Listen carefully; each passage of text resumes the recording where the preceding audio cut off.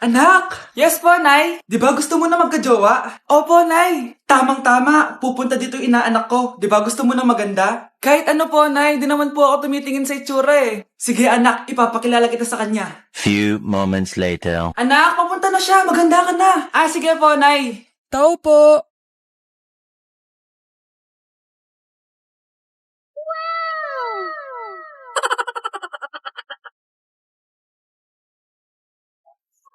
Hi, Ninang! Halika, papakilala kita sa anak ko. Gusto ko daw niyang jowain. Wow, ang gwapo naman niya. Jowain mo na siya. Jojowain ko na yan, Ninang. Jowa!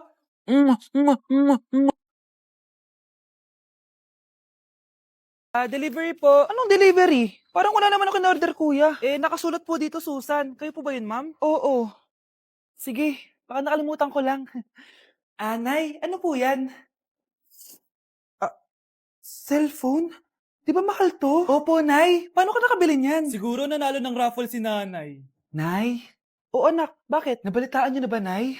Uso yung mga scammer ngayon. Totoo ba?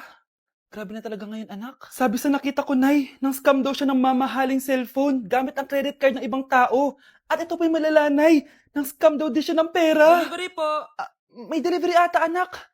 Delivery po. Ikaw na naman, kuya. Susan po ulit, ma'am. Wala naman nga ako in-order. Wala akong magagawa dyan, ma'am. Sa'yo nakapangalan eh. Sige na po, una na ako. Ano na naman laman neto? Pera? Ito ba yung sinasabi ni Scarlett na galing sa scam? Pero bakit sa akin nakapangalan? Anong gagawin ko dito? Hindi naman ako yung scammer. Nay, may naghahanap po sa inyo sa labas. Anak! Sige, pupunta na ako.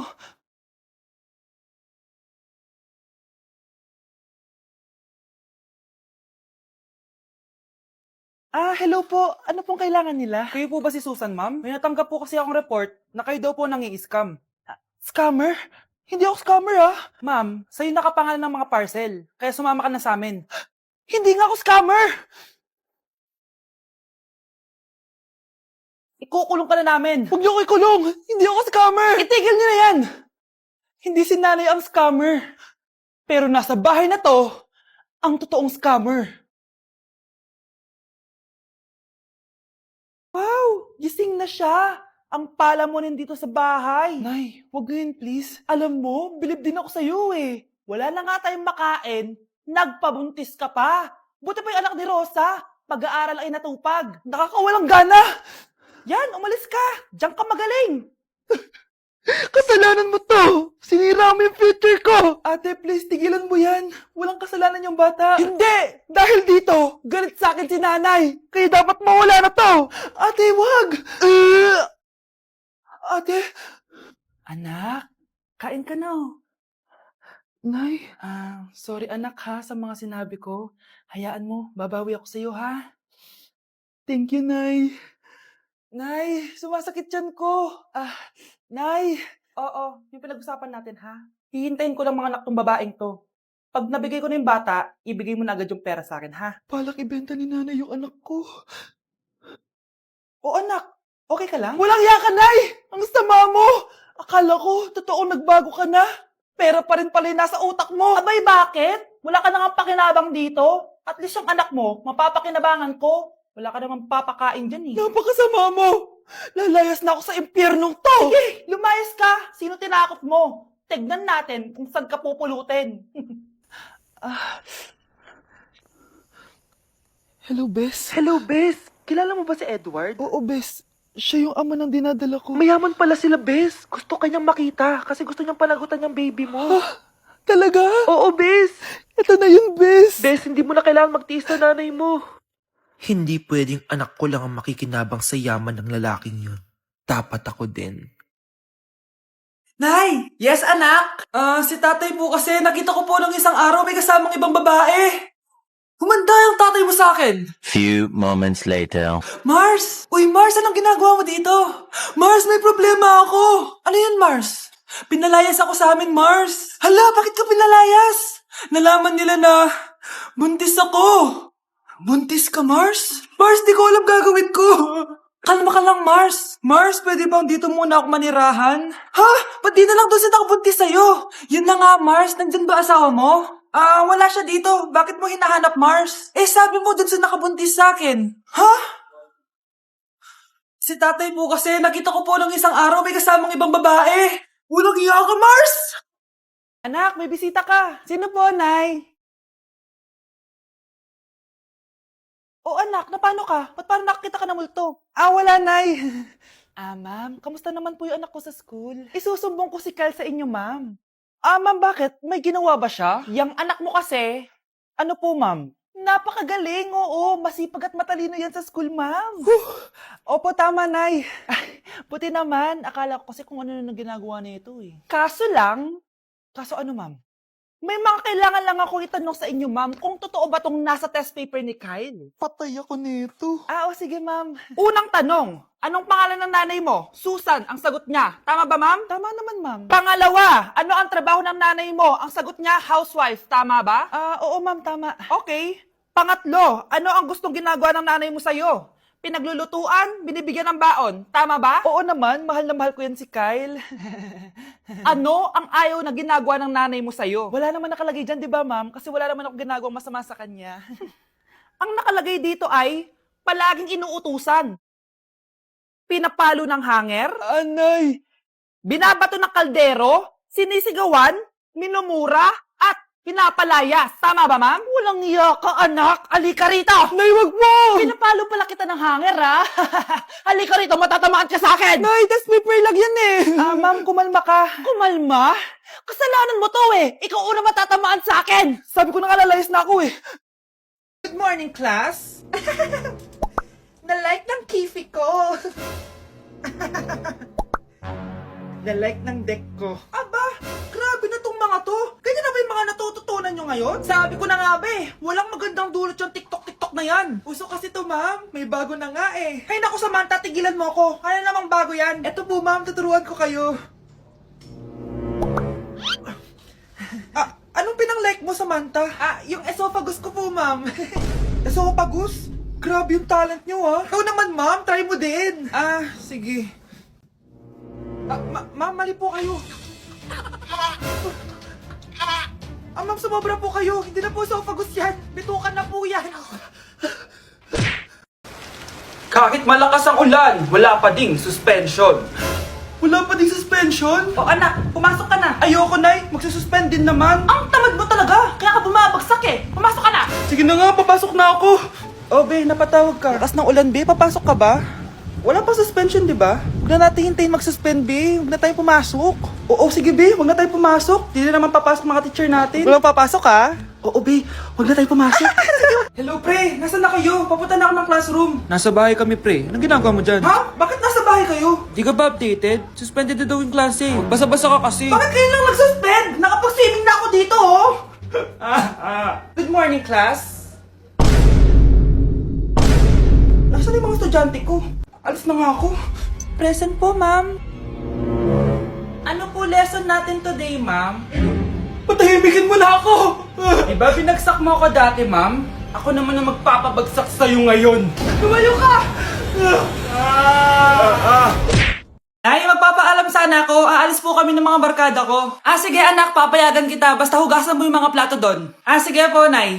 Ay, salamat. Tapos na. Ma, aalis na po ako, Ano ka, alis? Ma, sabi niyo po pag hinugasan ko po yung mga plato, papayagan niyo na po ako. Ha? May sinabi ba ako? Tsaka anak, huwag ka lumabas. Delikado sa labas. Mama naman, scammer ka. Tsaka pala anak, magsiswimming tayo bukas. Maganda ka na, The next morning. Nay, tara na po, mag-swimming na po tayo. Oh, saan ka pupunta? Nay, sabi niyo po mag-swimming tayo. Wala naman ako sinabi mag-swimming tayo, anak. Tsaka tignan mo yung sa labas, umuulan, mag-swimming ka.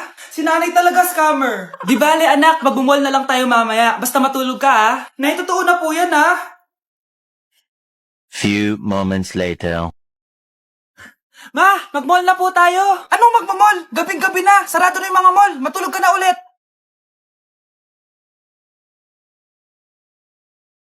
Anak? Oh, Nay. Gising ka pa? May ibibigay lang ako sa'yo. Eto. Good luck to, ha? Dreamcatcher to, Nay, Oo, anak. Ang sabi nila, magsabi ka lang ng wish mo dyan, matutupad. Malay mo naman, di ba? Thank you, Nay. Dreamcatcher. Matry nga to. Sana maging top 1 ako sa klase namin. Anak! Congrats! Bakit po, Nay? Ikaw daw ang top 1 sa klase nyo! Totoo ba, Nay? Totoo nga to.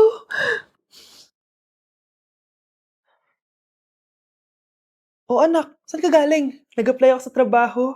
Ayoko naman maging pabigat sa inyo habang buhay. Sana makabawi na ako sa inyo. Ba't di mo nalang i-wish yan sa Dreamcatcher? Malay mo naman, di ba? Oo nga no, Nay. Nay! Tanggap na ako sa trabaho! Ang laki pa ng sahod ko! O, di ba? Sabi ko naman sa'yo, anak eh. Deserve mo yan. Nay, sa wakas, makakabawi na rin ako sa inyo. Bes, alam mo, ang yaman mo na. Bakit di ka pa mag-asawa? Ay naku, Bes. Kung may magkakagusto man sa akin, ang gusto ko, mabait at responsable. Parang si Joshua. Naku, Bes. Si Joshua pa. Puro trabaho yan. Hi Scarlett, pwede ba tayong mag-lunch together mamaya? Sure, sige. Siyan ba? Ayun. Oh, yan ang simula na love story nyo, ha? Ay, mahal. Grabe. Natupad na natin yung mga pangarap natin. May anak tayo. May malaki tayong bahay. May maayos tayong trabaho. Ay, sa wakas. Proud ako sa ating dalawa, mahal.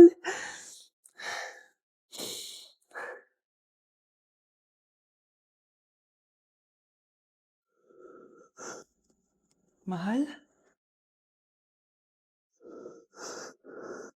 Eto, utang! Nay, napapala po kayo, Nay! Ano ginagawa mo? Tinatahi ko yung bibig mo para manahimik ka na. Nay! Nay! Ang gwapo naman niya, Nay! Pwede ko ba siyang jowain? Sige, anak, wait lang. Hoy, ikaw, jojowain mo ba anak ko? Kapag tumanggi ako, baka anong gawin niya sa akin? Jojowain! So tayo na? Ako'y kulong! Hindi ako scammer! Itigil niyo na yan! Hindi si nanay ang scammer. Pero nasa bahay na to, ang totoong scammer. Hoy bata, huwag kang mangialam. Wala ka namang ebidensya. Pero nay, alam kong hindi ko yung scammer. Tara na, sumama ka na sa akin. Mga anak, aayusin ko to ha? Babalik din ako, okay? Kung sino man sa inyo yung totoong scammer, umamin na kayo! Nakulong si nanay, di ba? Ate, walang may gustong makulong si nanay. Tsaka bakit kami lang tatlo sinisisi mo? Baka ikaw talaga yung totoong scammer. Imbes na magsisihan tayo, magtulungan na lang tayo para kay nanay. Malalaman ko rin ng totoo. Delivery po. Gabi na, may nagdi-deliver pa? Kuya, kaninong parcel yan? Kay Susan po ulit. Ha? Paano nangyari yun? Nasa kulungan na si nanay. Aba ma'am, hindi ko po alam. Taga-deliver lang po ako eh. Sige na po. Oh, nasa gitna yung kalaban ha? Hoy, ayusin mo na itong mga damit mo. Ilagay mo muna dyan sa kama. Oh, ayun na! Paano naman ito laman ng parcel na to? Nakakainis, talo na naman. Ano ba ito? Ba't nandito to? Ito ba yung galing sa scam? Sabi ko na nga ba, ikaw yung scammer! Ate, hindi ako yung scammer. May parcel na dumating at nakapangalan kay nanay. Di ba pang computer to? Ikaw lang naman mahilig mag-computer dito eh. Ano na namang scam ang ginawa mo? Pasalamat ka, minor de edad ka pa. Bawal ka pa makulong. Pasensya na sa ginawa ng anak ko. Pagsasabihan ko to. Basta wag na uulitin ha. Ako na magbibigay sa mga may-ari neto. Sige na. Ang galing mo talaga. O ito, sino to cellphone? Akin tong pera. Mas kailangan ko to. Galingan mo pang mang-scam para mas marami tayong makuha. Bahala sa'yo. Makakaasa ka. Gagalingan ko pa. Oh, bakit may pera na naman dito? Pinamigay ko rin ibang pera kahapon ah. Kakainis naman. Ma'am, may delivery po kayo. Oh, ano to? Pera na naman? Diyos ko, ayoko neto. Sa'yo na lang kuya. Ayoko din po niyan ma'am. Sa iba niyo na lang po ibigay. Sige na po. Ano ba yan? Ang dami ko ng pera eh. Nay, bakit 300,000 na naman yung binigay mong baon sa akin? Hindi ko pa nga nagagastos yung baon ko last week eh. Tapos biniran mo pa ako ng bagong iPhone at iPad. Bawasan mo yung baon ko, ha? Nakakainis ka. Huwag ka na magreklamo. Ang dami na nga natin pera, eh. O, eto pa. Hindi ko na alam kung saan ko gagastusin to, eh. Ay, naku. Padala kasi ng padala ng pera, eh. Tapon ko na lang to. Congrats, ma'am! Kayo po ang grand winner ng 5 million pesos. Ano ba yan? Pera na naman. Pwede ba hindi ko tanggapin yan? Dami ko ng pera, eh. Ay, bawal na po namin kunin to, ma'am. Sa'yo na po to. Congrats po ulit. Ba't pa ako nagising? Sana ganun na lang yung problema ko.